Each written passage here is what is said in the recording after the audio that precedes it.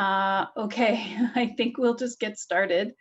Um, okay, so I want to just kind of go over the agenda of what we're going to do today. I want to read a land acknowledgement. I want to first, what I'll do is I'm going to invite my colleague, well, after I get through the first little bit here, I'd like to invite my colleague, Timaj Garad, to talk to you a little bit about some of the work that she's doing at Toronto Arts Council. And then we'll sort of get on to the basic grant information. And then what I'll do is just invite each of our colleagues that are here today from Museum and Heritage Services and from Evergreen Brickworks to just come and talk a little bit about the sites and the museums that are available, to just give you a little bit more information that you can work with. And then we'll turn the recording off and we'll go into just a Q&A kind of a mode where we can just chat and ask questions. You can ask questions in the chat or in the Q&A, or if you want us to put your screen on and unmute you, you can ask questions that way as well. Today I am here. My name is Erika Hennebury. I'll say that part first. I'm Strategic Programs Manager at Toronto Arts Council, and I am joined today by my colleagues Mohammed Razai and also Cole Stevens-Goulet, who are here to support. Thank you, both of you, for coming and supporting me today. This is really helpful. Mohammed's been really amazing with all the tech setup, and Cole is going to be sort of answering questions in the chat. Cole also just knows everything about grants and all of the sort of background. So if you have any questions as we're talking in the first part, you can just pop them into the chat and Cole will answer them. Cole will also just be kind of gathering some questions that maybe we want to bring to the museum and heritage folks after the presentation part is over as well, or questions that maybe want a little bit more kind of a nuanced discussion and back and forth, that kind of a thing. Yeah, so I think that's kind of it. I'm just going to talk through my notes here. Yes, and I wanted to say that obviously we have our ASL interpreters here with us today. Thank you guys so much for being here. And we also have closed captioning on this. So there is a live transcript. If you'd like to turn it on, you can just click show subtitle and that will be turned on for you. This part of the session will be recorded. It will be available on the TAC YouTube channel for a little bit, just until the grant deadline has passed, just to make this information accessible to maybe folks who can't be here today. So I want to just read the Toronto Arts Council's land acknowledgement here, and then just say a few words before we officially begin. So this is a land acknowledgement that was written by our equity committee at Toronto Arts Council. So as we gather today, we want to acknowledge the diversity of the First Peoples of this area and recognize the territories of the Wendat, the Anishinaabe Nation, the Haudenosaunee Confederacy, and the Mississaugas of the Credit First Nation. Today, we recognize that Toronto is still home to many Indigenous people from across Turtle Island and around the world, and we are grateful to have the opportunity to work, to live, and to meet on this territory. There is a quote by Cindy Blackstock that's really been that I've been kind of sitting with this week, who said, reconciliation means not just saying the right thing, but doing the right thing. And it really makes me feel that in this moment of intense grief and suffering that's happening right now, that we are called upon, particularly as a settler, I am called upon to take action.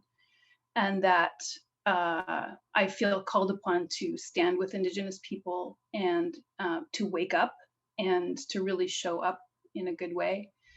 And I also feel very called upon to demand that the Truth and Reconciliation's 94 calls to action are fully implemented, not just partially implemented. If anybody has not read the report, I'm going to post a link to it here in the chat. It's a really important thing for us to be familiar with. And there's a really excellent also recent report by the Yellowhead Institute I will link to here as well. That is a report on the progress or lack of progress of the implementation of the 94 calls to action. So we also need to demand that the 300 and the 213 calls for justice that are outlined in the Reclaiming Power in Place, the final report from the National Inquiry for the Missing and Murdered Indigenous Women and Girls be fully implemented. I'm just going to also post a link to that in the chat because I think it's really important for us to read this and know this. I'm also going to post in the chat just a few organizations that if anyone is able to do some active intentional wealth distribution, that these are some organizations, there are many, and please feel free to add more that we could redistribute some of our wealth to. I will be doing that today. That really is an accountability action that goes with reading a land acknowledgement for me. And I also want to invite you to join me in writing all of your elected representatives and asking how they will plan to address the violent legacies of settler colonialism in so-called Canada. This feels really important to talk about before we start talking about historic sites, museums, and spaces that have traditionally, or have, I guess, fairly recently, until fairly recently, really mostly focused on a settler colonial legacy. And so really partnering with Museum and Heritage Services, Toronto History Museum, sorry, I know you've changed your title as part of the work that you're doing, and also with the Evergreen Brickworks. Really, this program is really interested in disrupting and unsettling these spaces, unsettling these narratives, and inviting new narratives into these spaces, really actively pursuing new forms of historical interpretation through an artistic lens. And that's why I'm really excited about this program. And that's why I feel very grateful to be partnering with these really incredible organizations that are really doing this work. And to work with you. So before I sort of like start sharing my screen and talking all about the grant, I want to invite Tamaj to come on and just talk about what's happening. What's happening with you at Toronto Arts Council right now, Tamaj? Tell us about it. Okay, thank you, Erika. Hello, everyone. My name is Tamaj. I'm the Outreach and Access Program Manager at TAC. So a little bit about my role is that I support outreach across different programs at TAC, as well as support sort of the implementation of our equity framework, looking at how we can make our programs more equitable and accessible.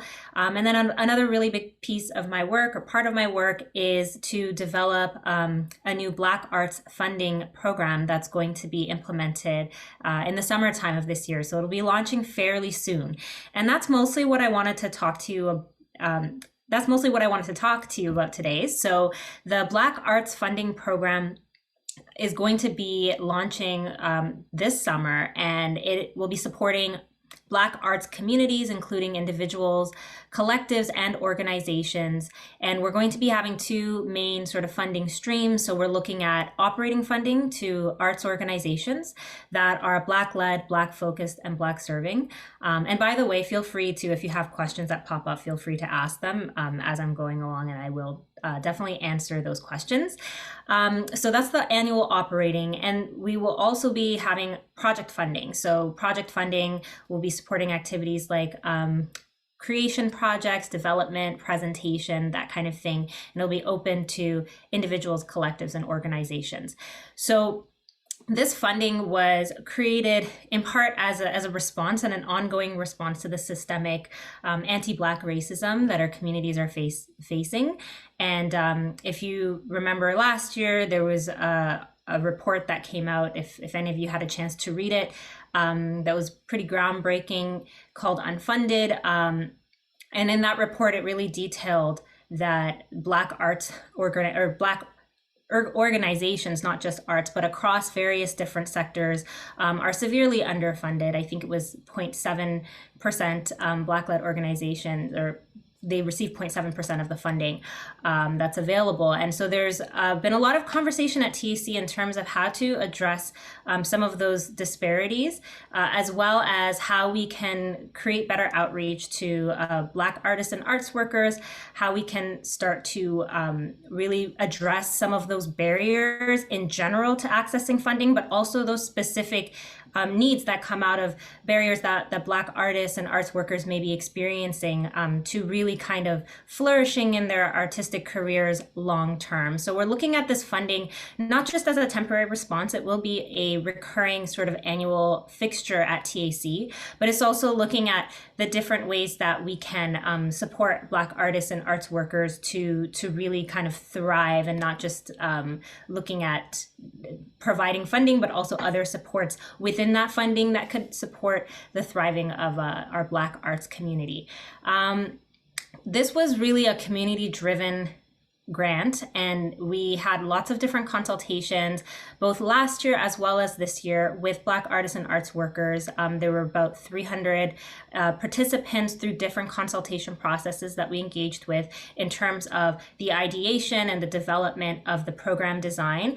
So we had a consultation earlier this year, as well as a consultation last year through different focus groups, through surveys. And so really this was a community-driven initiative. And we're actually going to be sharing the fruition of this project and this program in a town hall. So I definitely invite you all to that. We don't have any information posted yet, but please stay tuned and look out for information about an upcoming town hall. We're looking at hosting it at the end of the month, where I'll really go in depth in terms of some of the feedback from community and how we created this program, what some of the different program components are, the program guidelines, the application process, and all of that will be detailed in that town hall session. And it'll also give you a chance to provide additional feedback as well about the program. So look out for that in our newsletter, our social media, at Toronto Arts Council, in case you're not following us. So yeah, that's pretty much it. And those are the next steps. And hopefully we can get this program out by the summertime. So if you have any questions, I haven't been looking at the Q&A chat box, but maybe this is a good time for that. I'm open to answering questions at this point, or at any point after. I will also send you my email so that you can get in touch with me if you have any questions after that don't come to mind right now. Cool. Thank you so much, Tamaj. That sounds amazing. I'm really excited for this project to get going. All right, cool. So amazing. Thank you. Okay, great. So I want to give you some basic information about the Animating Historic Sites Grants Program, and then after that, I will introduce each of the representatives to come on and share some information about their sites. So, okay, Animating Historic Sites Grants Program. The first thing I want to tell you about it is the deadline, which is Monday, July 5th. Basically 11:59 p.m. is the deadline, and so you've got lots of time to think about which sites you might be interested in and which type of application you'd like to do, which I'll talk about in a little minute. The image that we are seeing here was from a beautiful dance performance that happened at Todmorden Mills in 2017 by a dance company called Alias Dance Projects. And I was there, and it was really incredible. They did a beautiful sort of environmental dance installation that happened all around the site. all happened outdoors. So you sort of followed each of the dancers around. Some of them actually wove in and out of the buildings, which won't really be on the menu for this year, but it was a really, really provocative, interesting use of space. It was beautiful choreography. So I want to tell you a little bit about the program.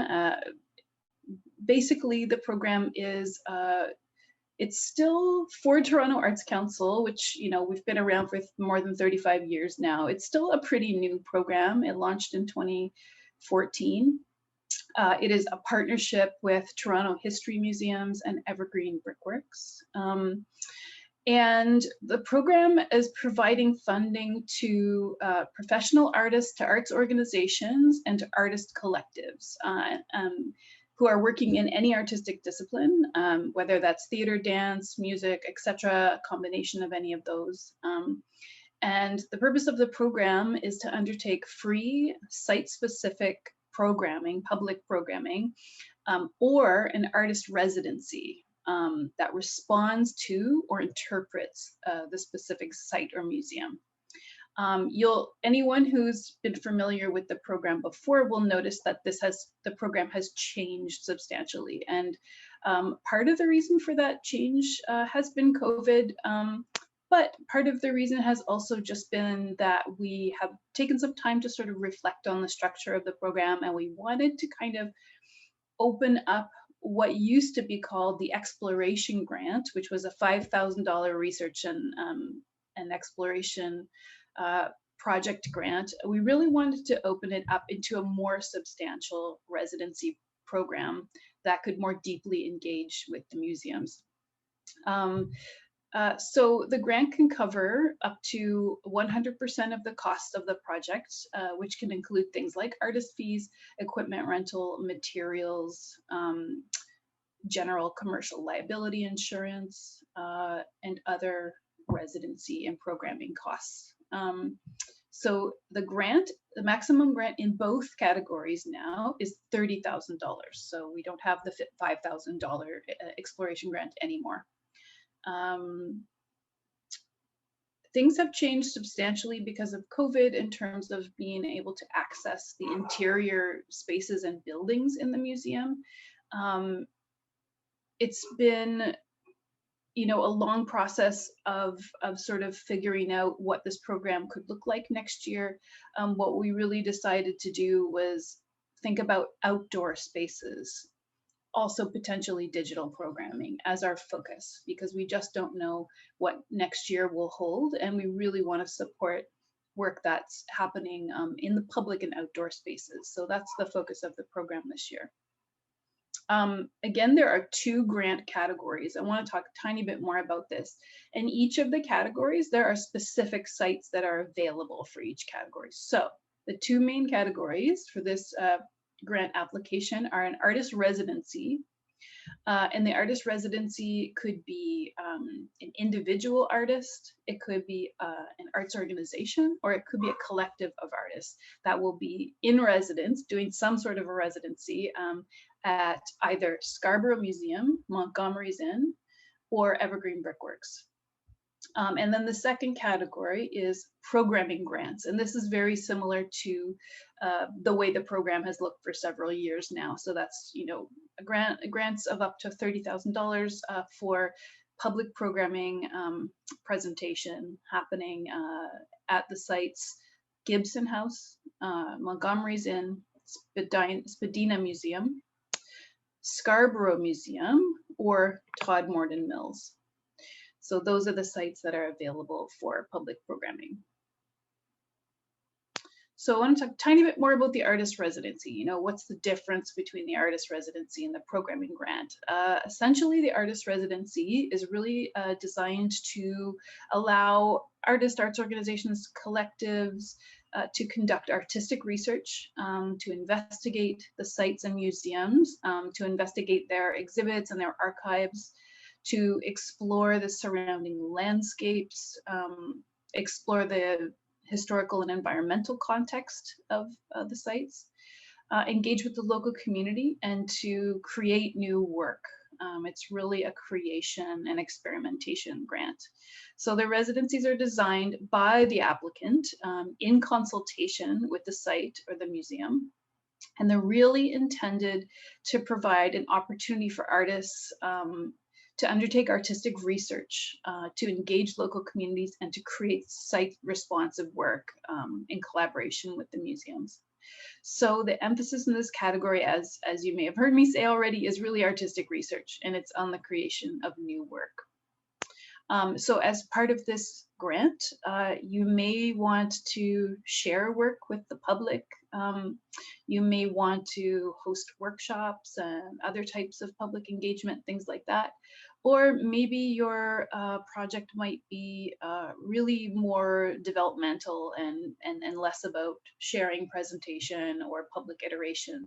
And that's fine as well. So it's really up to you to scope out what it is you want to do. The areas that will be really important to discuss with the museum and site reps is space that you want to use, what types of archives might be available for you to explore, what spaces you might get access to for your research and things like that.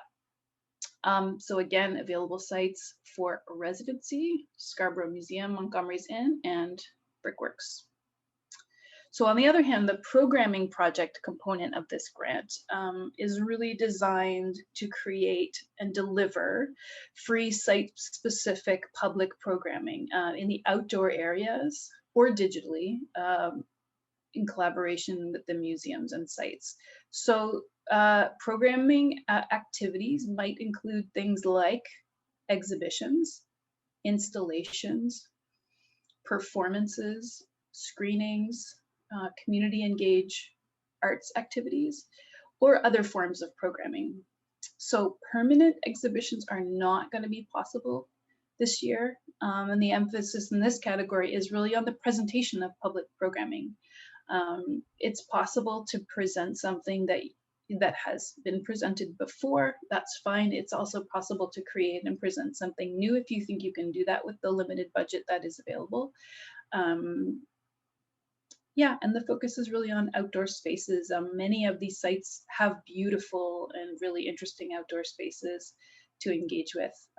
So I think it should be really interesting. So we have Gibson House, which is in North York, Montgomery's Inn and Etobicoke, Spadina Museum, which is in Midtown, Scarborough Museum, which is in Scarborough, obviously, and Todmorden Mills. So those are the available sites for programming projects. I want to go over a little bit sort of eligibility, because sometimes these questions do come up. Who can apply for this grant?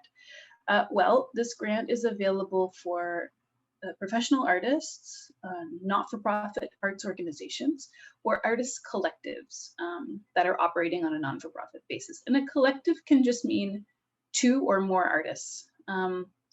At least 50% of the collective needs to be located in the city of Toronto. So if it's 2 people, then both of those people need to be Toronto residents. If it's more than 2, it's just 50%, more than 50% and up from there. So I wanted to go over too a little bit, what does Toronto Arts Council consider to be a professional artist? And I want to say that, the way that we define this is very, it's very fluid and it's very flexible. And we don't want this definition to limit anybody from applying. So if you're not sure, just let me know and we'll have a conversation about it, and we'll see sort of, we'll come to a decision together about whether or not you feel like you're ready to apply if you're not sure. But it's generally, thought to be someone who has developed their skills through training and or practice, someone who's recognized as an artist by other artists working in the same field, somebody who practices their art on a regular basis, and somebody who seeks payment for their work. Maybe you may be seeking payment, but you may not be getting payment, and that's also fine. Many of us have done things that we haven't gotten paid for, although that is not ideal. It's the reality. And certainly this program and all TAC programs really emphasize the payment of artist fees as being very, very important to us. So I want to encourage people to really research those nice big artist fees and make sure you're paying yourself really well, because it's a chance to do this. And that this artist who is applying has a history of public presentation or exhibition, whatever that means to you. So if you're a first-time applicant, if you have questions about your eligibility or anything about the application, about the program, or about any TAC programs, feel free to reach out to me or anybody at TAC. We're all happy to chat with you at any time. If you're not sure who to talk to, just randomly contact someone and we'll point you in the right direction. We're also always really happy to do one-on-one grant support, do smaller workshops that we can design for you, maybe with a group of your collaborators, or anything that you need that helps to support your capacity to access TAC grants. We're really happy to support. I also wanted to go over this because it can get a little bit confusing, is how many TAC grants can I hold and kind of which types of grants can I have? So we essentially have 3 categories of funding right now at TAC. We have our sort of traditional categories that we've had for a long time that we would call arts discipline grants. Those are project and operating grants in the disciplinary fields of theater, dance, visual arts, music, community engaged arts, Indigenous arts. There's all sorts of different categories of grants that you can get. So you can apply to up to 1 of those grants per year. And you can also apply to a strategic programs grant at the exact same time, not for the same project in the same place at the same time, but you can have a grant in each category. So if I am a theater artist, I can have a project grant for my theater company to do a show, and I can also have an Animating Historic Sites grant, for another iteration of that project at a museum maybe, or for an entirely different project altogether.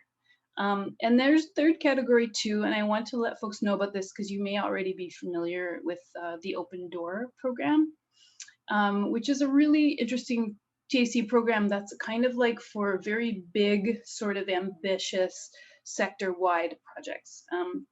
And we have changed the eligibility criteria for the Open Door program. And those of you who have probably been curious about this or why it's happening this way in the past might be excited to know that you can also apply for an Open Door grant, as well as an arts discipline and a strategic program. So theoretically, you could actually have 1 in each of these 3 categories. Also part of this category is our newcomer and refugee artist mentorship program. So if any of you are interested in applying to become a mentor, you could do that. You could do that as part of sort of our other category. We also have a TAC Leaders Lab, although that's on hold right now just because Banff is closed down. If it's reborn again, hopefully it will be, you can also include this as a sort of other category. So you can have 1 of each of these grants per calendar year. Briar wants to know, what is an Open Door grant? That's an awesome question, thank you.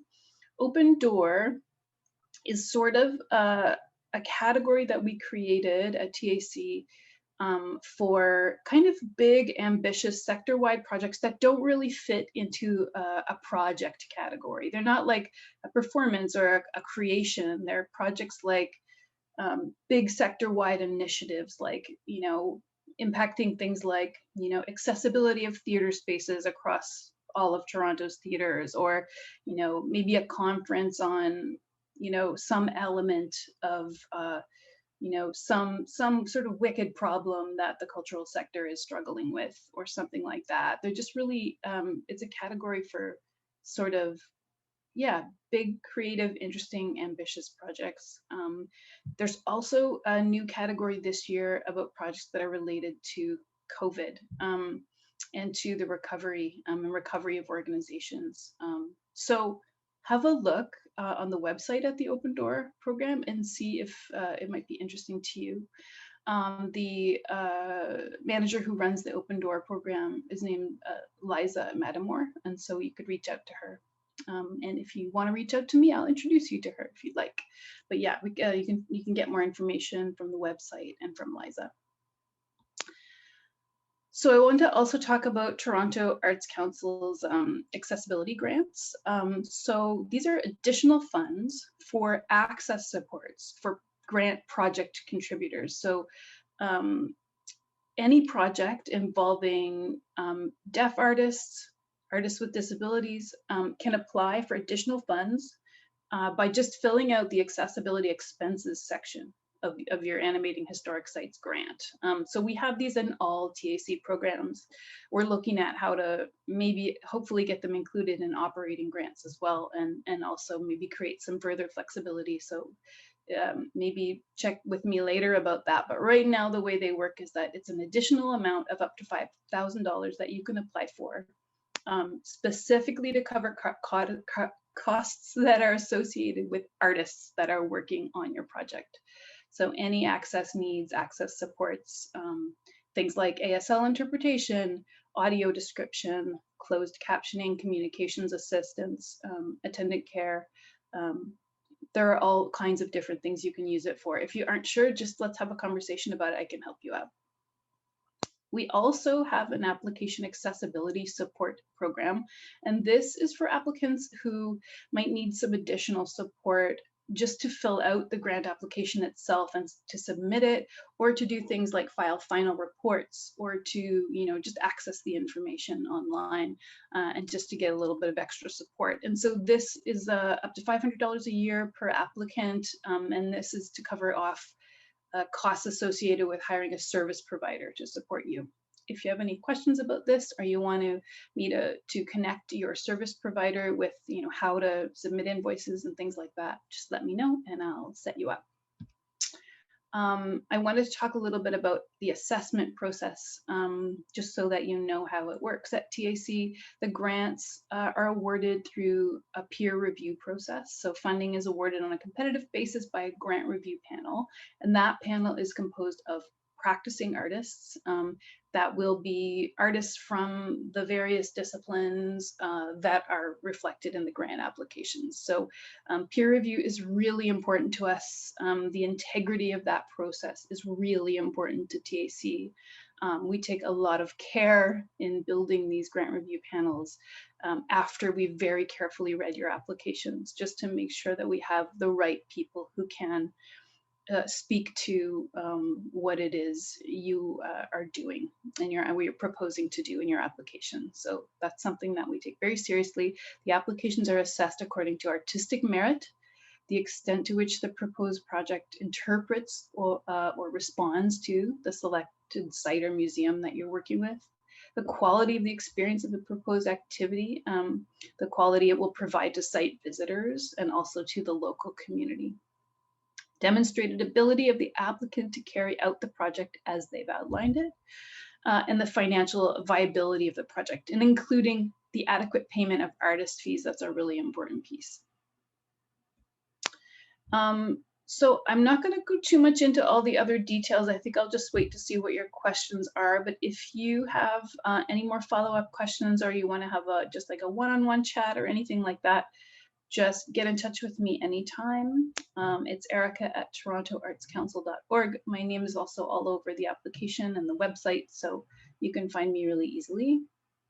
I'm going to... In terms of the presentation, just going to begin by providing a little bit of an overview about Toronto History Museums, and then along with my colleagues, we'll take you on a sort of east to west sweep of the 5 Toronto History Museum sites, which will be participating in the Animating Historic Sites project in 2022. And as Erika says, I've worked with the program for a number of years.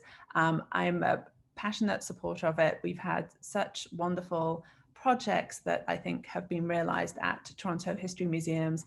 They've helped our visitors see the sites through fresh eyes, engage with history in different ways. And I'm really excited to think about what might happen in 2022. Now, I realize that this year is very different. and people can't come out and visit us. We're hoping that this gives you a little more information about each of our sites and how they fit together. Let me work out how to, there we go.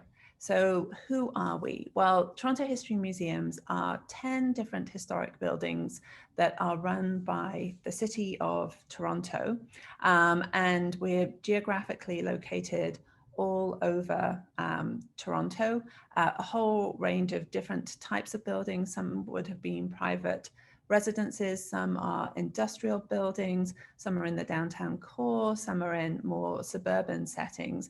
And I think it gives us a unique opportunity to connect with residents in Toronto, often in spaces that are very close to their homes. As you can see, that the types of buildings we have perhaps reflect a certain era of museum building, and they tend to represent in that the buildings themselves very much that settler experience of Toronto. And that's something which we're really looking at transforming and changing, and really thinking about reconciliation, anti-racism. How do we ensure that these sites are for everybody? To kind of help with that process, a couple of years ago, we worked on redefining our vision and our mission. And so these are our current statements. Our vision is to be leading centers of experiences and critical dialogue about Toronto's past, present, and future. We want there to be lots of conversation and discussion and creativity when people come to our museums, not a quiet, hallowed, dusty experience. And in terms of our mission, we feel that we're there to collect, preserve, research, interpret, exhibit, and enhance the understanding of Toronto's diverse stories through engaging and exciting experiences. And I think with both the vision and mission, Animating Historic Sites sits beautifully. As I say, it really helps to get people to think about these different programs afresh, and to look at the buildings through new eyes.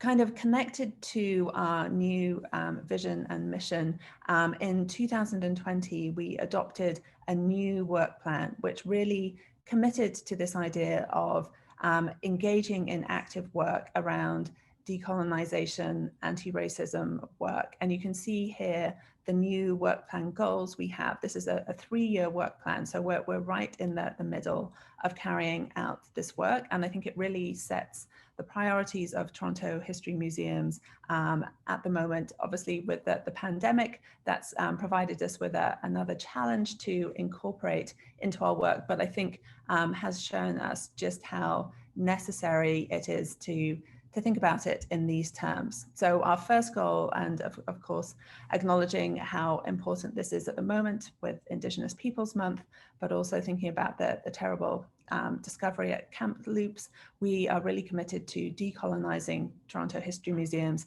to advance recommendations around Indigenous voices in Canada. We want to create community spaces that are inclusive to all, to share relevant stories from multiple perspectives to support an equitable society, revitalize our visitor experience to ensure equitable access and a sustainable financial future, and build capacity to promote the United Nations Sustainable Development Goals where all communities thrive. And finally, to champion the creation of a Museum of Toronto that serves as a hub for the existing Toronto History Museums and celebrates Toronto's heritage.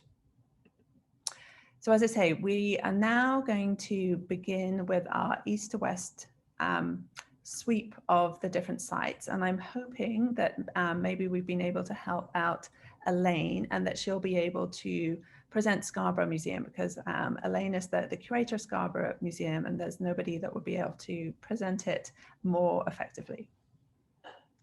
Hi, good evening, everybody. Can you see and hear me, I hope? So welcome and thank you, Alexandra, for a fantastic introduction. And it's so good to be a part of Toronto Arts Council Animating Historic Sites again.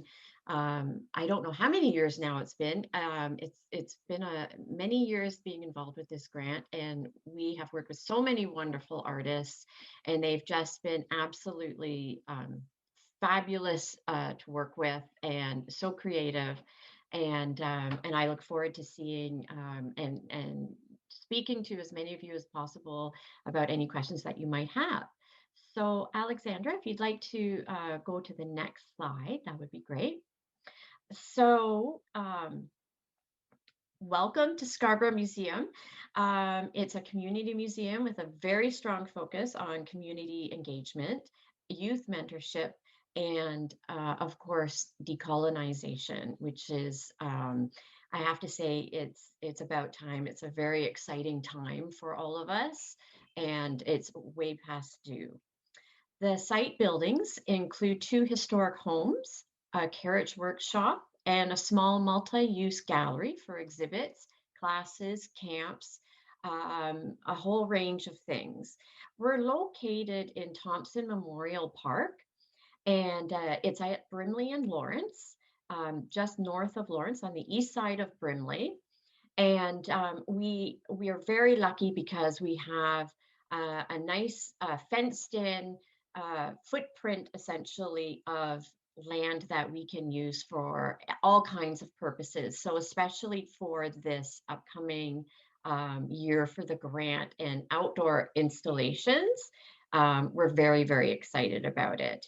And of course, we're near Highland Creek, the Meadowway, the Pan Am Path, and lots of beautiful nature trails. Next slide, please. Or if I can do that myself, that would be great. Thompson Park was named after David and Mary Thompson, early European settlers to the area. And the buildings show a range of time periods from about the mid 1800s to the early 1900s. And our main focus so far, and which really can touch everybody at the present time as well, is the universal immigrant experience. And it's explored here alongside with the untold stories and histories of those who were here and those who have followed. And we feel that everybody has a voice, whether they've been longtime community members, new community members, any age. Everybody has a voice and an important part to play in Scarborough's history and, of course, Toronto's history. Next slide, please. So we have a huge range of programs. Something that we're extremely proud of is our volunteer youth mentorship program. And that's been running for many, many years now as well, and is only growing and now spreading out and joining some of the other museum sites under Toronto History Museums who also have volunteer programs. We, of course, do education programs, camps. In the summer, we extend our hours into the evenings to be more accessible, as well as on the weekends. Of course, we have our historic gardens. We have an outdoor timber oven that, wonderfully enough, another a TAC grant recipient through aisle 4 created for us. So that's really great for more community engagement. And of course, lots of seasonal celebrations as well. Next slide, please. And these are just a few past Animating Historic Sites artists and projects that we've had. And in the picture here is Lua Cheyenne, who did fabulous workshops with the public, as well as put on a really wonderful play that was outdoors entirely and that many attended. And everybody that we've worked with has been so wonderful, and this is such a fabulous grant program that we're just really excited to be a part of, and we're so glad that it's continuing despite the challenges that all of us have had this past year, and that we're looking at new ways, whether it's outdoor installations or digital. We're very excited to continue on. Thank you very much. Amazing. So Philip, let's invite Philip Chong, who's the acting administrator for Todmorden Mills. I hand it off to you. Okay, thank you. So thanks for having Todmorden Mills. And so Todmorden Mills is a heritage site that's located in the Don Valley. Now, there are a number of buildings there. There is the paper mill building, which you see in this slide. And the paper mill building is an active theater and gallery space. And it's a space that's a rental space. So we do have different emerging artists as well as established community arts group using the space. Unfortunately, this is not part of the TAC. The interior space is not part of the TAC grant. So we have the paper mill, we have a brewery, and two early homes from the 19th century. And they've been restored to reflect different time periods. Now, in addition to the buildings, because we are in the Don Valley, we have a wildflower preserve, which is run by volunteers. There's the Wildflower Preserve Volunteer Group, and what they've been doing since for a few decades now is rehabilitating the space to reflect what the natural environment would have been. And the interesting part about Todmorden Mills is the Don River used to run around the building that you see here, or very close to it. And there was a mill runway that was used to power the mill. And at some point when the Don Valley Parkway was being built, the river had to be diverted. So we have some parts of the original river, which is now part of the Oxbow, but the river is effectively to the west of the site now. Next, please. So the homes that we have, as I said, the buildings, two homes that have been restored were actual homes that up until the 1960s were occupied by families. And in the mid-60s, around 1965, as part of the Centennial Project to commemorate Canada's centennial, the borough of East York decided to restore the site as a heritage site.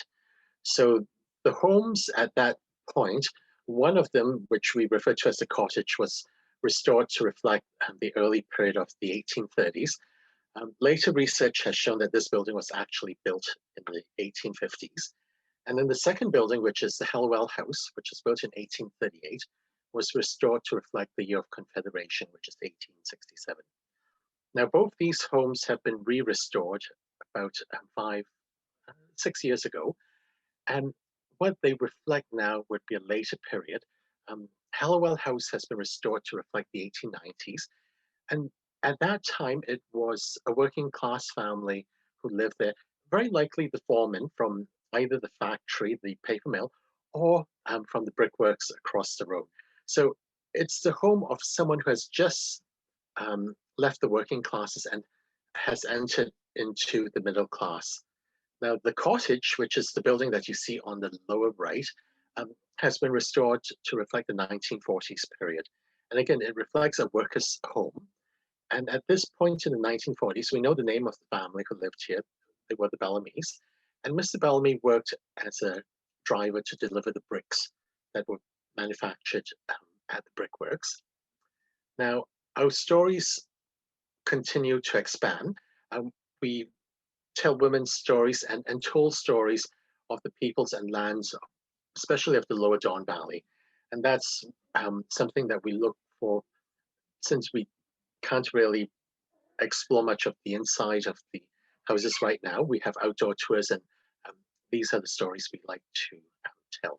Next, please. So at Todmorden, we do have quite a range of events and programming.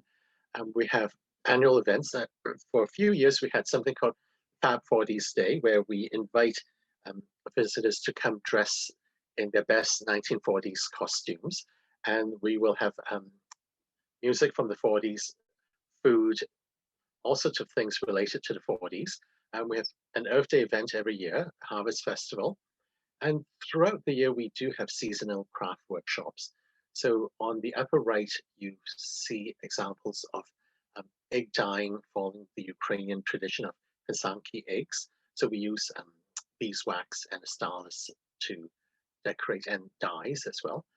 We have seasonal walking tours of the wildflower preserve, and we do that about 5 to 6 times a year.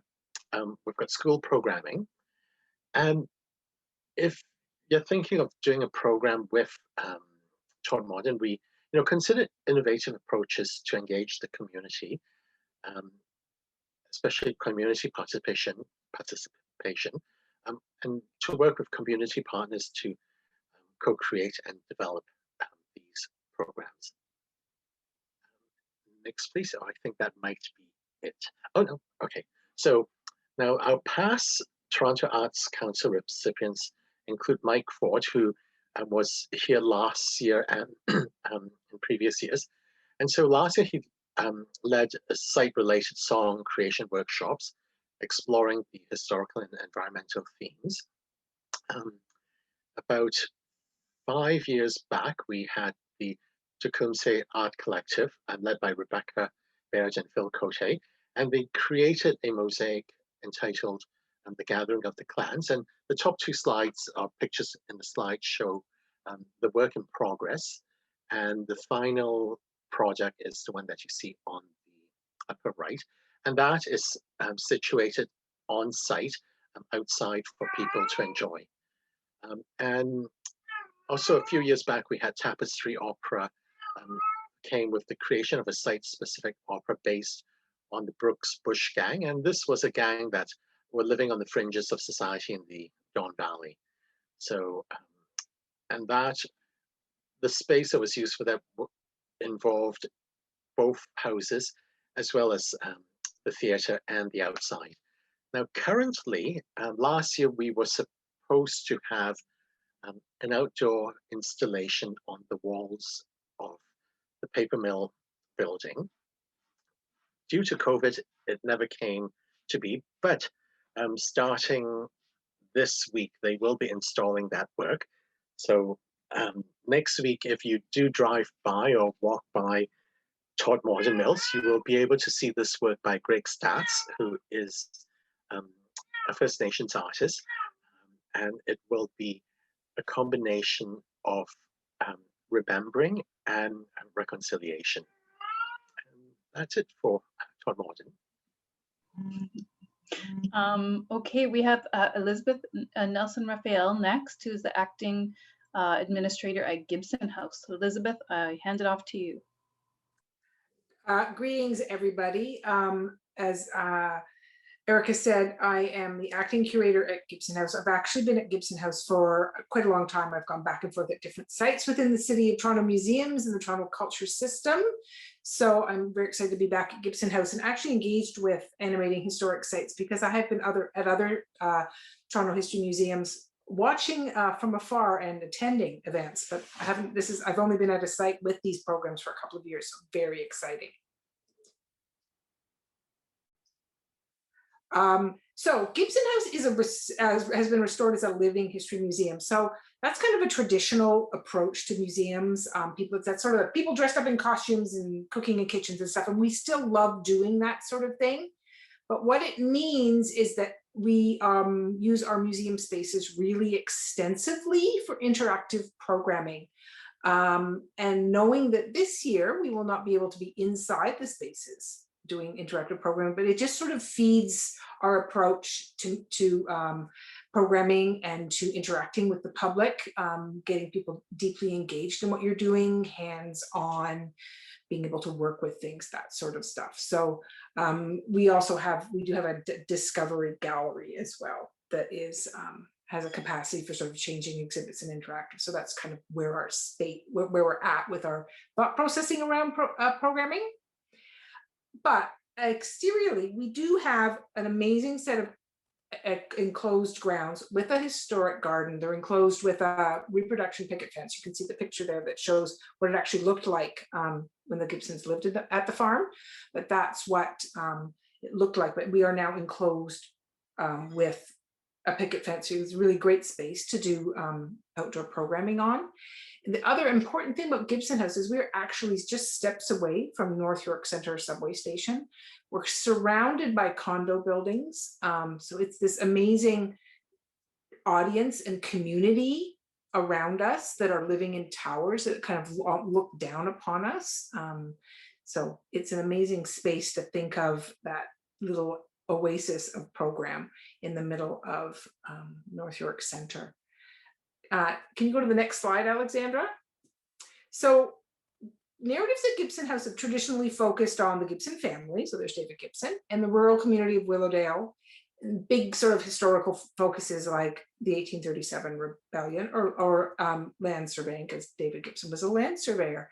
But more recently, Gibson House has been considering these histories in a really new way. So as we start to consider what these histories mean, we now start to begin to consider surveying as a tool of settler colonialism and what that means for the wider discourse around settler colonialism in Canada. We now look at the rebellion of 1837 and these heroes of reform and rebellion, but then we also start to consider who else was in the world, and was everybody involved in that? Was the rebellion really for everyone? We look at our amazing historic kitchen and we start to think of its interconnections with the colonial world of the 19th century, and it also as it connects to what we're doing now. Immigration, lots of different things, women's involvement in making change and making reform. So those are a lot of the things we're doing. As David Gibson was a land surveyor, he had this fascinating job title towards the end of his career, which is the surveyor of colonization roads, which is meant that David Gibson was one of the people that surveyed and directed that roads be pushed up into territory to create settlement. So it's a really interesting thing that we engage with now, but we're at a sort of a place right now that we recognize there's a lot more work to be done and a lot more voices to be engaged with and voices to be amplified in our space. So that's why these kind of projects are amazing for us to bring new people, new voices, new ideas to the kinds of things that happen at Gibson House. So Alexandra, next slide, please. So some of the kind of program highlights that happen at Gibson House. We do hands-on, very interactive education programming, focusing as we move forward on some of those themes.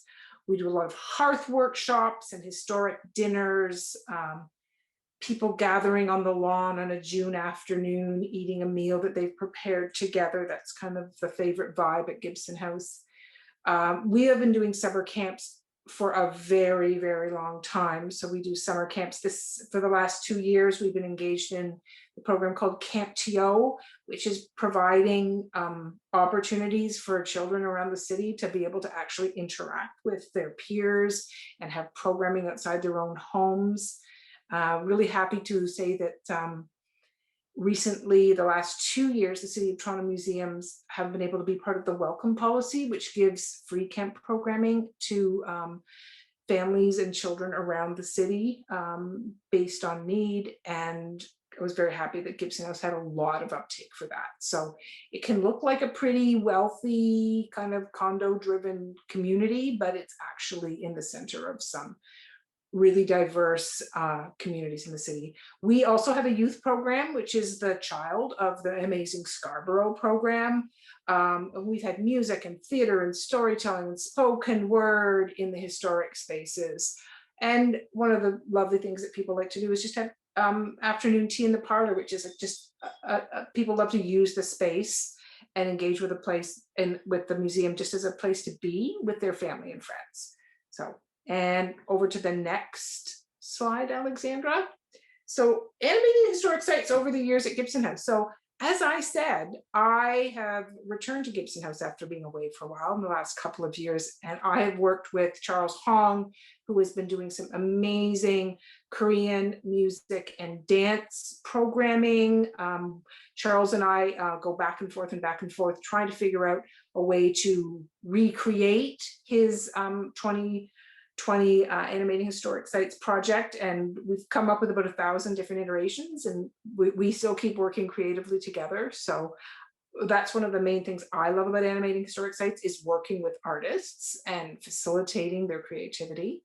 Patrick DeBellin is somebody we've actually really developed a big relationship with through this process, working in Animating Historic Sites. So he did a project called the Rebel House Project, and he brought young people that he works with to do spoken word inside our spaces, put them up on YouTube. If you Google Rebel House, Gibson House, you'll find some amazing work that happened in the spaces.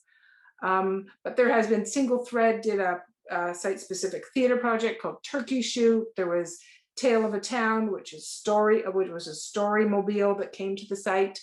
But we've also done some other creative projects similar to this on our own. We did an amazing thing, which was called the Tennessee Project, which was, I think, 6 different, very lesser known Tennessee Williams plays that were created at 6 different locations across the city. And then that sounds pretty fabulous. That's lots of stuff. But what they did is every single night they moved. So each venue got all 6 plays, and every theater company moved to 6 different spaces.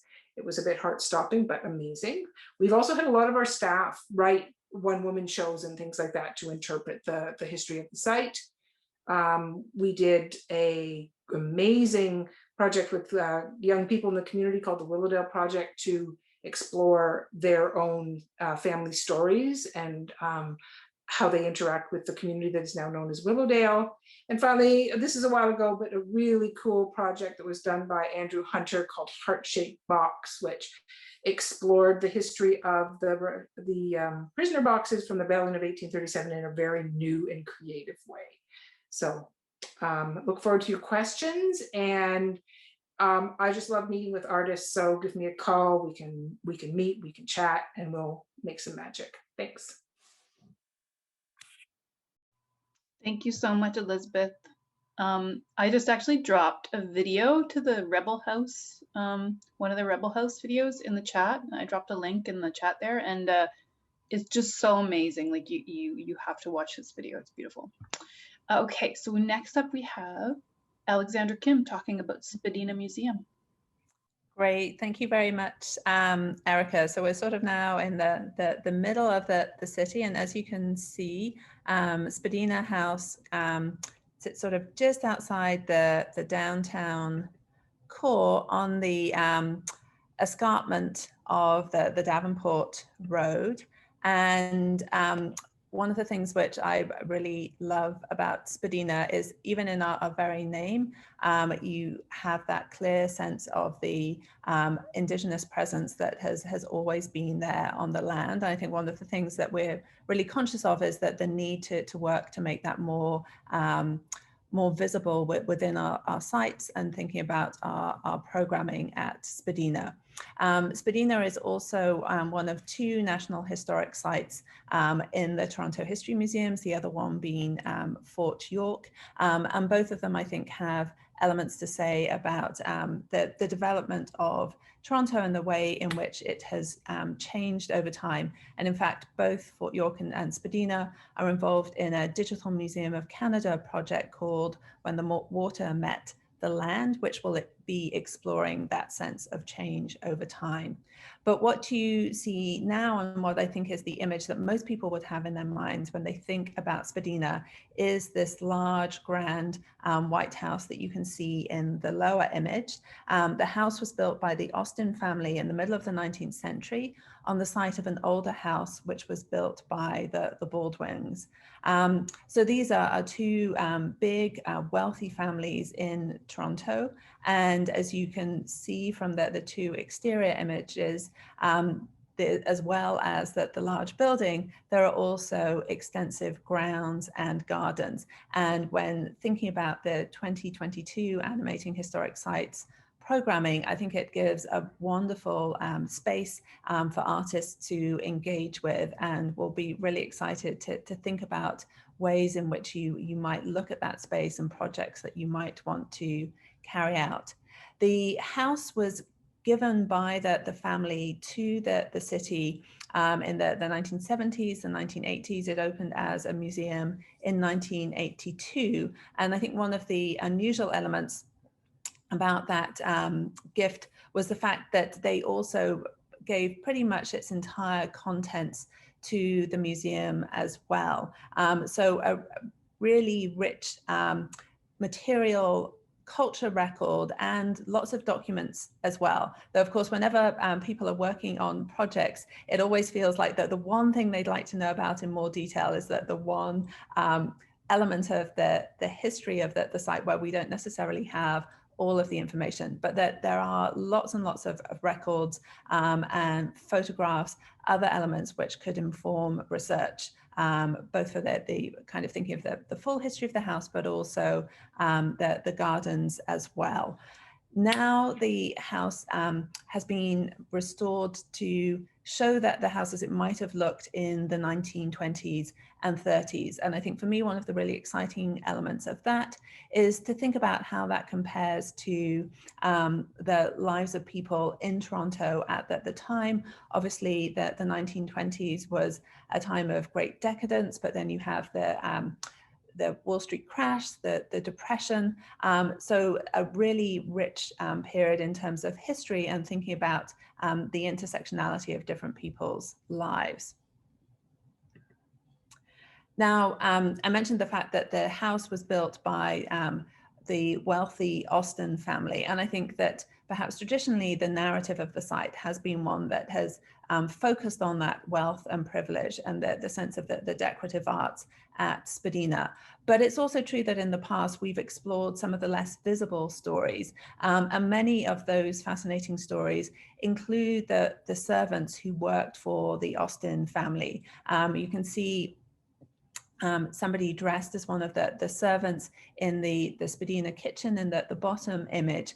But one person that we've been focusing on, and which I know many people are fascinated by, is Mrs. Pipkin, an escaped enslaved woman who came from the United States, and we know worked as a laundress for the Austin family, and then was painted by one of the members of the family in this really fascinating portrait that you see on the upper right.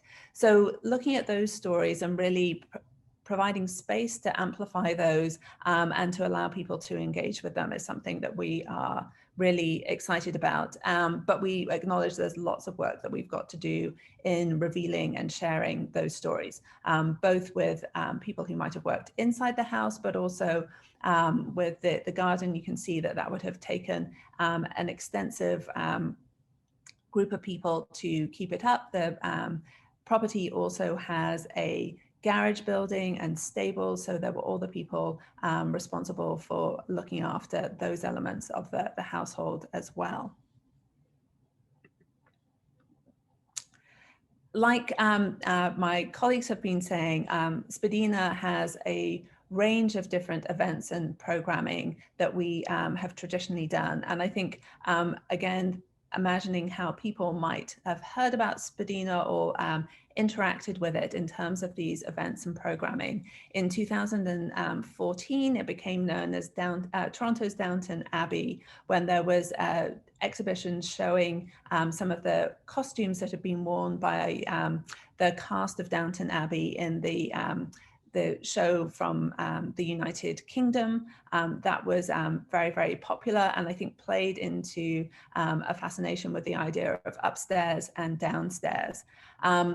The gardens are extensively used in the Great Gatsby party, which again has been really popular and has run for a number of different years, evolving out of earlier summer garden programming, which Spadina has run. And then a really lovely event, which I think ties into the whole idea of foodways, and the kitchen garden element and the orchard within Spadina is an event that was called City Cider, looking at the production of, or really sort of the whole idea of food production and celebrating the wonderful orchard at Spadina. Then, as with other sites, we've got extensive camp and schools programming.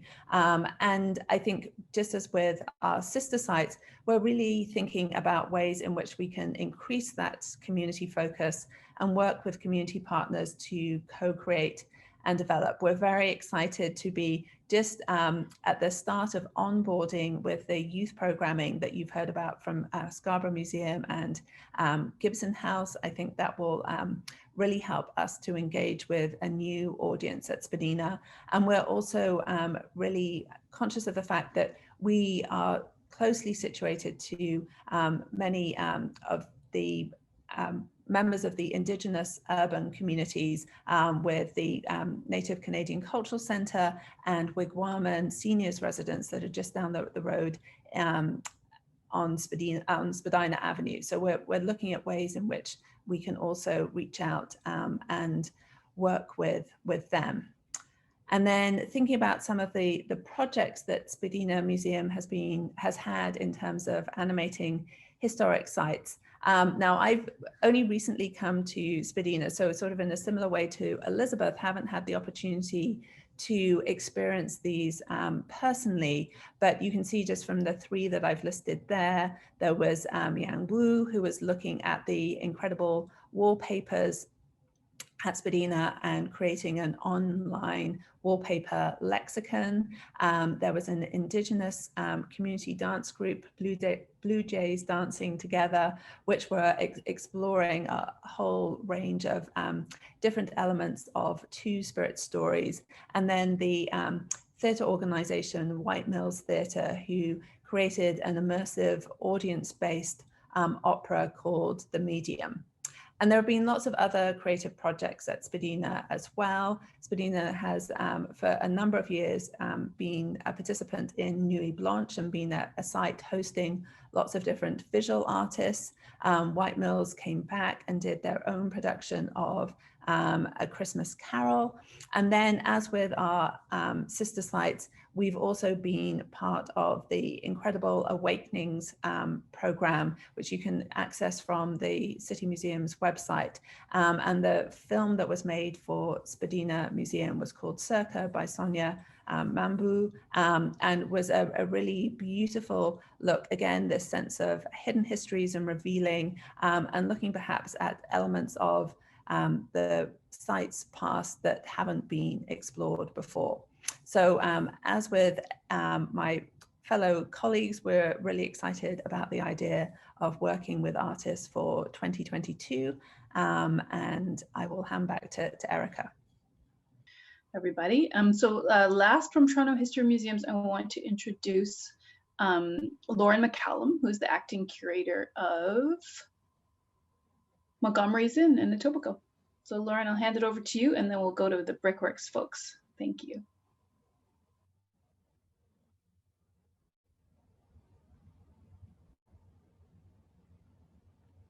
Great, thank you, Erika.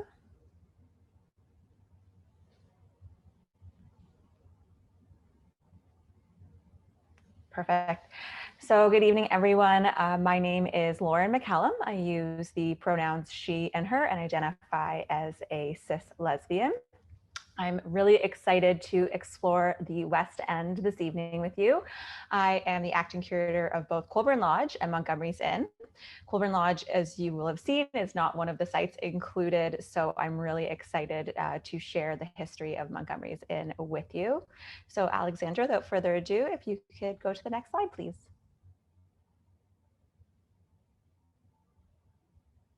Thank you. So here you will see Montgomery's Inn, which is both a community hub and a museum.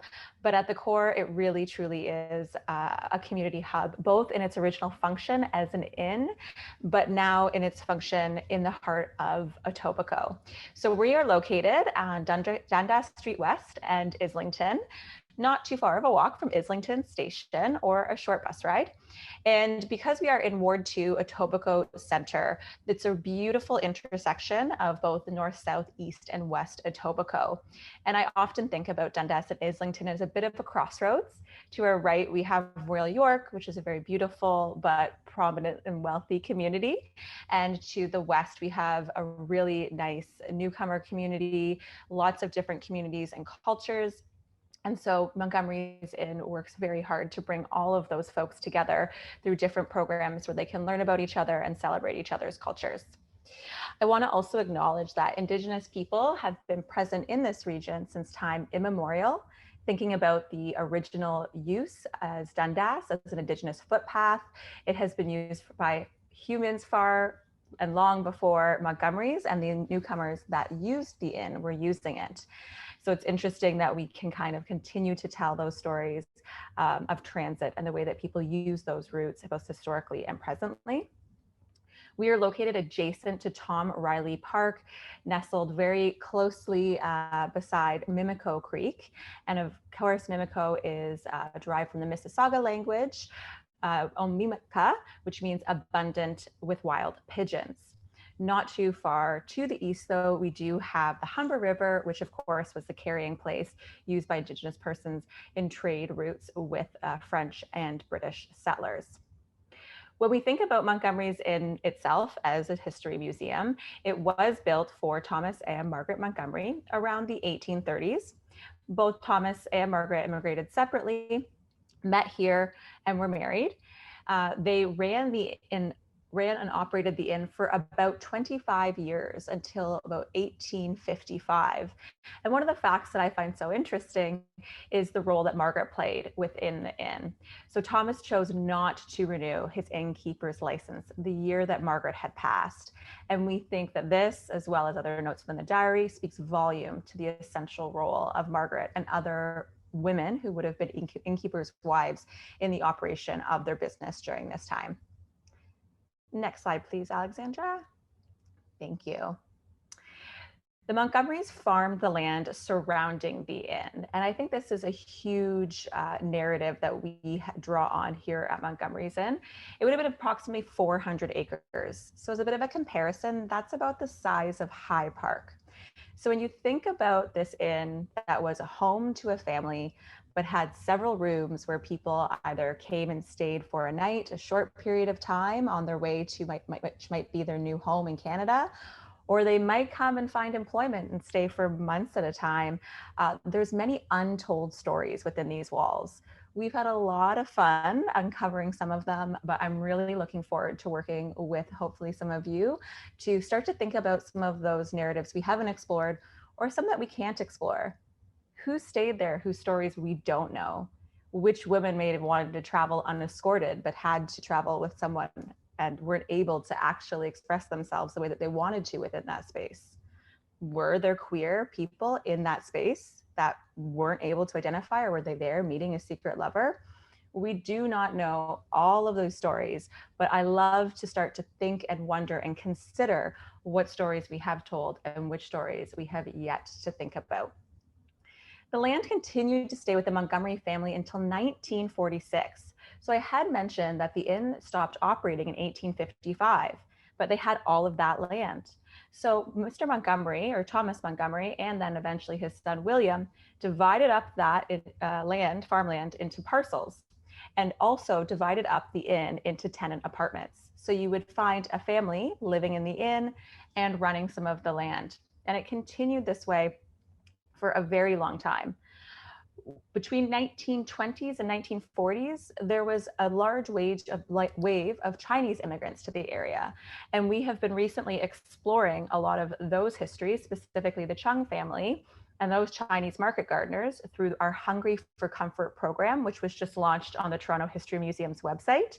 Hungry for Comfort is a 4-part series that explores the history and culture of the Chinese community and Chinese cuisine in Toronto. So I encourage you to check that out if you haven't seen it. In the later half of the 20th century, once the inn fell out of the hands of the Montgomerys, it was used as many different things. It was a home, it became a church, it functioned as a nursery school at a time, and we're really lucky to have some great archival images of all of that through our partnership with the Etobicoke Historical Society. Eventually, it was threatened. Development in Toronto isn't a new thing, it's always been around. So in the 1960s, it was at risk of being demolished and becoming something, maybe not a condo, but an apartment building or a complex. But the community rallied, they fought for it, and they actually convinced the developer to preserve the site as the museum, which was run in partnership with the Etobicoke Historical Society before amalgamation, when it became a city-owned property and one of our Toronto history museums. At present, it's been restored to 1847 or 1850s, which is kind of the height of activity. It's when the inn really reached its heyday in terms of business, which we know, again, because we've got some great records and ledgers kept by Thomas Montgomery, maybe a little bit by Margaret Montgomery as well. And I would be amiss not to call out the previous speaker, Alexandria Kim, who was the curator at the time of our recent restoration. You can see some of the beautiful images here. She's done some peek throughs where you can see some of the original layers and textures hidden beneath the walls when you explore the inn, which I think adds a whole new layer and depth to the visitor experience. Next slide, please.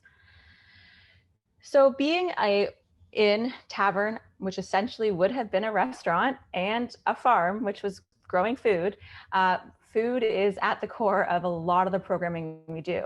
We do amazing historic dinners, Regency dinners, Dickens dinners, but we also do really modern cuisine as well. We are so honored to have a weekly farmers market that has been operated throughout COVID as an essential food service, where local members of the Islington BIA and local Ontario farmers gather every Wednesday from 2 to 6. Last market week, we safely accommodated over 350 people, and we have no current marketing out there. So we are really, really proud that this is, as I mentioned, a community hub. We also have great youth programming. The Montgomery's Inn Culinary Arts Program brings together newcomer youths on Friday when it's not COVID. And we have different themes each session. A personal favorite was our Canada 150 cookbook, where we started in the historic kitchen, cooking recipes from the 1860s. Each week we cooked a recipe from a Canadian cookbook of a different decade, all the way getting into our modern kitchen. We also have historic and modern gardens where we can grow our own food and pay tribute to the different eras of food production. We call the Roots of History gardens, starting with Indigenous foods. Then we move into some of the settler grown varieties, into our Chinese market gardener foods, and then a modern world food crop. So it's a bit of a food timeline, if you will. We like to recreate our tavern nights with song and food and drink at Thirsty Thursday, Sunday tea rooms in the original kitchen, which is nice and cozy around the hearth. And then we add a touch of music and liveliness with our Fret Not ukulele nights, our annual corn roast, where we use our outdoor bake oven to make some delicious corn. And like many of our other sites, engage our children community through our camps and school programs. Next slide, please. So although I am new in the role of curator here at Montgomery's Inn, I was very honored to be the previous museum program officer. So I was able to experience some amazing animating historic sites at Montgomery's Inn, including Ars Musica, Joshua Glover Chamber Opera. One of the narratives we love exploring is the story of Joshua Glover, who is an enslaved person who escaped using Underground Railroad, made his way to Montgomery's Inn, and lived on that land for the remainder of his life in his own tenant cottage. And we can see him frequently throughout the diaries developing a relationship with the family.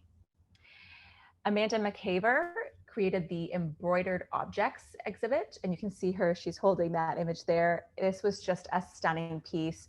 It played with the kind of translucent and ghostly image of what we remember and don't remember. It included plates, it included chairs, it included artwork, and was throughout the experience just adding a whole new texture to the narratives that we share. One that I did miss while I was over at Colburn Lodge was Expect Theater, but this was Play Me Past was a bit of a live radio show and audio drama that was also turned into a podcast. And this had various speakers looking at different stories throughout different time periods of the inn. And most recently, we have had Sarah Cullen doing traveling objects. So Sarah photographed 14 different objects within the inn, created postcards. They were distributed locally as well as internationally, and people could write back with their experience from the perspective of the object. And Sarah's now in the process of collecting those and creating a narrative. There's lots of other creative projects at the inn. We have 2 rotating exhibit spaces, which you can see in the image in the top corner there. Also, one of my favorites projects I ever worked on was with the Inter-Museum Print Exchange. And this brought together Indigenous and settled youth through First Story, and they did some printmaking. We've done some textile diving with Arts Etobicoke. Ribbons of Peace was a collective throughout the community. So this involved Creative Village Studio, our local church, Arts Etobicoke, Montgomery's, and others to spread messages of peace and joy throughout the neighborhood. And then we have an annual big draw program we run with our sister sites and various artist installations that are included. So with that, there is a lot to see and do and taste. I know we won't be able to go inside next year possibly, but we still have Tom Riley Park and all of those amazing stories of the farm and the community to tell. And I look forward to inviting you to ask some questions, share those stories, and get to know our neighborhood a little bit better. Thank you so much. Thank you so much, Lauren. That was amazing. So finally, we have our friends from Evergreen Brickworks who are going to come and talk to us a little bit about the Brickworks site. So we have Felix Mills, Program Coordinator, and we have Annie Vandenberg, the Senior Program Manager from Evergreen. So I will. It's a pleasure to be here with you this evening. I'm cognizant of time, so I'll do my best to keep it short and sweet. Thank you to the Toronto Arts Council for hosting this evening or this event tonight. For the past several years, we've hosted a diversity of artists on site through this program. It's been an incredible experience. We've had performances, mural projects, installations, ceramic artists, all bringing a diversity of audiences to the site. So it's been really a really wonderful experience, and we're excited to see what next year holds. So a little bit about Evergreen. We are a not-for-profit organization. Our mandate is to make cities flourish. We've been around for over 25 years. We offer programming across the country, which includes working with school boards to help transform school ground spaces into outdoor learning environments. We work in the realm of housing, transportation, placemaking, and we do quite a lot of work in the ravines of Toronto. So this is the Brickworks site here, and this is where we spend a lot of our time. Well, we're all a bit remote these days, but normally we're down here often. And so about 10 years ago, we entered a partnership agreement with the City of Toronto and the Conservation Authority to restore the 16 heritage buildings that are on site. And these are all historically brick-making buildings that back, I guess, 100 years ago in the heyday, it was a brick-making facility. Through work with the city, we've transformed the space. And I just wanted to share this slide as well, because it shows you a bit of perspective as to where the site is located, and it is in the ravine system. And behind the buildings themselves is this really beautiful park called the Don Valley Brickworks Park, which is managed by the city. It's home to a lot of wildlife. We see deer, fox, coyotes, landing turtles, snapping turtles in this pond. So it's a beautiful space. I don't know if you can quite see it, but just on the other side of some of these major road corridors is Todd Morton Mills. So we're quite close to some of our friends in the museum world. And so we spend a lot of time in the ravines, exploring narratives of the ravines, the past, present, future, the natural, the industrial heritage connections, and Indigenous connections to this land. This site is known also for its brick making. So many of the bricks that came out of this site actually went to build many of the colonial buildings that we see in Toronto today. The red brick is a lot of the red brick in Toronto came from this site. So this factory was in production for over 100 years, and eventually the resources were depleted. The hole was dug as deep as it could go and as far back as it could go. And so the factory shut down. And the city and Conservation Authority and community groups helped to restore this land. And so now on site, I'm just going to fast forward to the present day. Today we host a variety of different programs with our partners on site. This image is of the farmers market. We host a market every Saturday and Sunday. It's a well-loved, well-visited market. Even during the COVID, the year of COVID, we've managed to stay operational as it was an essential service. So in addition to our farmers market, we also run a lot of community stewardship type work and urban agriculture. This image here is of one of the gardens that my colleague Isaac Crosby manages. And here Isaac really brings forward some traditional knowledge that he holds around Indigenous gardening techniques. And he shares it with community, with youth groups. In behind that teepee is also a ceremonial space for Indigenous partners to practice ceremony. We host cultural events on site. This is an image of Dia de los Muertes, which we've hosted annually, not last year because of COVID, but so in addition to this event, we host quite a few other cultural events on site. Over the winter months, it's still an active site. We host skating, public skating. We have free skating lessons for youth. In the winter months, we really encourage people to get out, active, explore the ravines, make use of this outdoor landscape.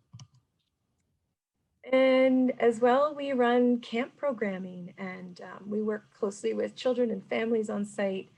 We have a visiting school program where we welcome children from all across the city to the site. We have bursary programs allowing schools to come for free to the program. The program is really based on getting kids outdoors and connected to their local landscape. So I'm going to fast forward a little bit to our public art program.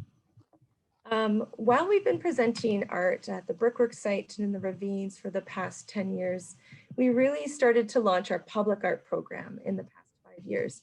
And so I was going to share some examples of some of the projects that have taken place, both at the site as well as in the ravine system.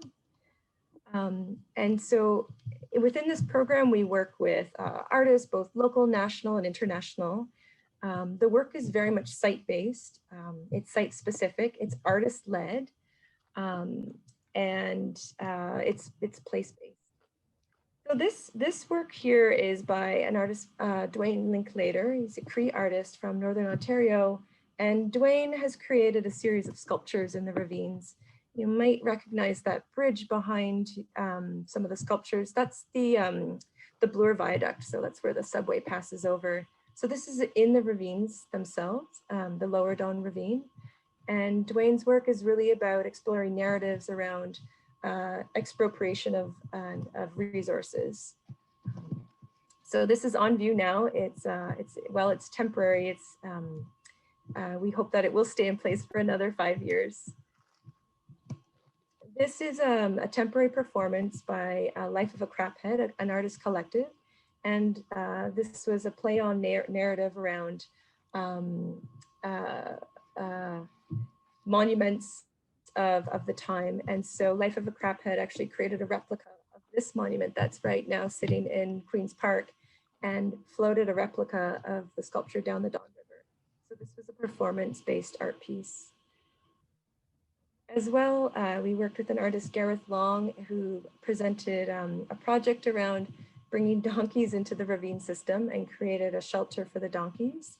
And it was an event-based performance, and we welcomed people to come, join in conversation, happen upon the project, stumble upon the project, and it was quite effective. This is a mural installation by artist Will Kwan, and the project is called A Park for All. And it's actually painted on the retaining wall that sits along the Don River. So just behind this retaining wall is the DVP. Will was very much interested in exploring narratives around parks, who has access to parks, who's left out of parks. So it was very much a play on words. And this piece actually stretches for about 80 meters. So it's a long installation.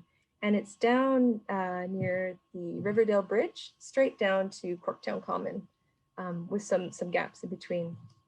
But it's a nice long stretch, and you can access it from the Lower Dawn pathway. This was a sculptural installation by artist Virginia Overton. She's based out of New York. And Virginia came to the site. She brought with her some sculptures that were on display at another sculpture park in New York. And she installed them in the Lower Dawn. And this one here is found materials that she's sourced over the years, and she assembles them together. This is a giant swing. I particularly liked this one, as did my colleagues, because people along the trail would stop, rest, sit. It's such a weight that you almost need two people to swing the swing, or sway the swing. And so it invited people who didn't know each other to come and gather and sit on this bench and sway. So it was a nice experience for folks. This is an installation by Maria Teresa Alves, and it's meant to mimic the original route of the Lower Don. The Don River was rerouted quite a while ago. And so Maria was interested in replicating the original flow of how the Don would have historically flowed before it was straightened. This is an ash tree on display at the Brickworks. It was previously displayed at MoCA as part of the Life of a Dead Tree, a presentation by Mark Dion. This is one of our newer projects by artist Logan McDonald. It's titled Fruit, and it's an installation. And it was an interesting project because Logan worked closely with our urban agriculture team on site. And so Logan has planted a series of pawpaws, which are fruit-bearing trees common in this area. And so it was a nice collaboration. And I think that's what is interesting about the Animating Historic Sites program is it really presents an opportunity to engage with some of the existing programming on site, engage with new, have artists sort of come in and work collectively with the diversity of audiences that come to the site, sort of co-create a program. This is a presentation that we're working on right now, and this is by Canadian artist Rita Latonge. She produced this large-scale mural called Sunrise, and it's on a building down by Gerrard Street. It was shortly covered up after she produced the mural,